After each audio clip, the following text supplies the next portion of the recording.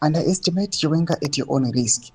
Zarabina mashukubuda pangwa no against on the VP Consano Chiwenga.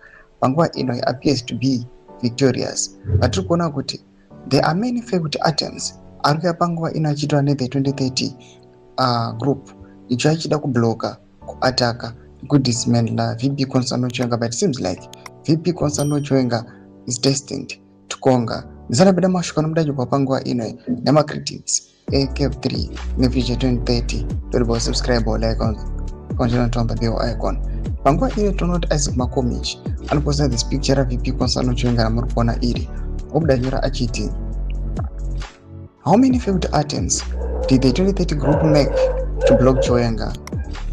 They tried a lot of things but nothing went, and Cabal and KF3 won't work either. Early this year they were talking about going to Congress. Now they've shifted to KF3. It will not work. Underestimate Chiwenga at your own risk.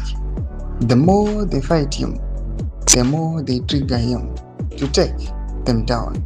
He is a military man, not a clout chaser like KT.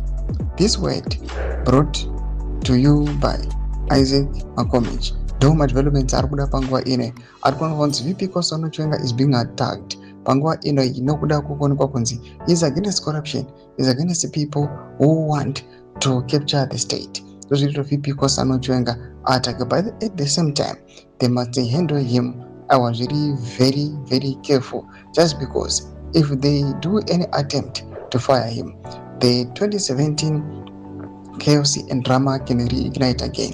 As you are now saying, more than 65 soldiers has been arrested.